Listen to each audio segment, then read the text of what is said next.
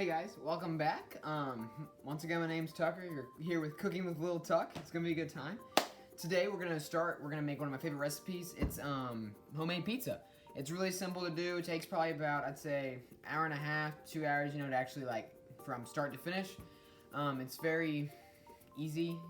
This recipe I believe I got from Pioneer Woman. Me and my mom kind of tweaked it a little bit, so we're just going with that. It's a very good recipe. Feeds probably, I'd say, I don't know, 3 to 5 easily, give or take, use kind of whatever ingredients you want. I'll show you how to make the dough and how to get that all started and how to press it and roll it out. I personally am going to just start using just pizza sauce, cheese, and pepperoni, so I'm very plain and it's good. We'll get started, wash our hands, and we'll get started. Cool, so to start with this pizza dough, the recipe is pretty much simple and straightforward. You're going to want to get some bread flour, some fine salt, so you're going to get some water, 1 package of yeast, some sugar, and some olive oil. Once you get all those ingredients together, we'll start mixing them all into a bowl, kind of a certain way, and then we'll get going from there. Cool, so we're going to start with 3.5 cups of bread flour into a large bowl, a good well mixing bowl. We're going to want to add into that about half a tablespoon of fine salt. Hi there. So I'm recording on my iPad and I'm using my front-facing camera to try and get it in HD to see if I can change that at all. Turns out I accidentally with my thumb or finger hit slow motion. So the last 3 videos I took for this are in slow motion. So that's not gonna work. So I'm just gonna explain what I did, and the next cut will show you it in the oven or when it's rising. But I apologize, my bad. I can't redo that. Because this is my dinner and I'm kind of hungry, so yeah. Anyway, so in the cut before this, you're gonna see that I put 3.5 cups of bread flour into a mixing bowl. I added also at the same time a half a tablespoon of fine salt into that. When you do that, you're gonna mix it together, and then next you want to add a package of yeast into that, and also another half tablespoon of sugar. Once you get those in there, mix it one more time. Next will be a 1/8 cup of olive oil, and then a 1.25 cups of lukewarm water. So not too hot, not too cold, just room temperature water.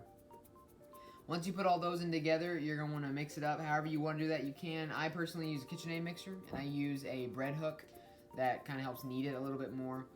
What I like to do, you can also use the same bowl if you want to do as many dishes, but I take after I mix it, I take that and put it in a glass bowl. And then you're going to want to let it rise for an hour in kind of a warm area. So what I do personally is I put it in my oven, I turn my oven light on, and then I use a very big measuring cup of hot boiling water, and I put a damp towel over both of those so the steam goes in, lets it rise for an hour. So once you get all those mixed together, you're going to do that, let it, double in size, and then you pull it out. I'll show you how I roll it out. Yeah, and then we'll make some pizza out of it. Okay, welcome back.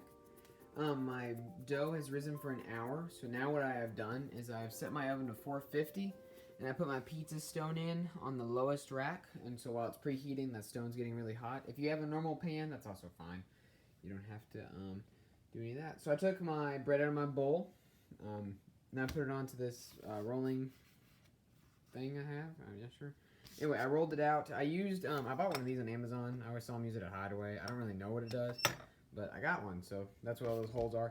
But I rolled it out, and I made it into, obviously a pizza. I pinched the edges to keep the edges up, so this way everything doesn't roll out.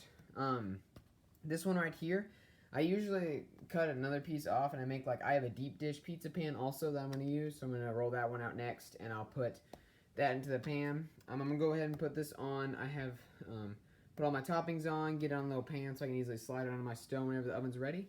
When the oven is ready, probably about 10 to 15 minutes will be about how long you want to leave it in. Just leave it at 450. Whenever it chimes, you can throw both your pizzas in there. 10-15 minutes, until golden brown, until it looks good. But yeah, I'll show you what they look like whenever I'm ready to throw them in, and then after I take them out of the oven.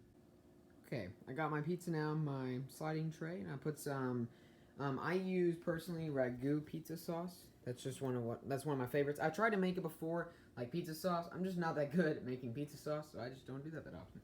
But I used that, and then I rolled it out, pinched the edges, and then I put that, and then I put some pepperonis, cheese, more pepperonis, and then some oregano got away from me right there, but then some jalapenos also on half of it. And then on my deep dish, I rolled out that other piece, and put it on here, and then put sauce, pepperonis, cheese, a little bit more sauce, some more cheese, and more pepperonis. This way it just is full of flavor. So now we're going to put them in our oven. It just dinged at me, so I'm going to pull out that stone, slide it on there, and like I said, about 10 to 15 minutes at 450. And the final product out of the oven. Looks really good. Well, thank y'all very much for staying with me on this journey. I hope you learned something. Hopefully you can cook this pizza on your own, have no troubles. If you have any questions, comments, concerns, leave them in the comment section. I'll respond if I can. Thank y'all very much for watching. Y'all have fun baking.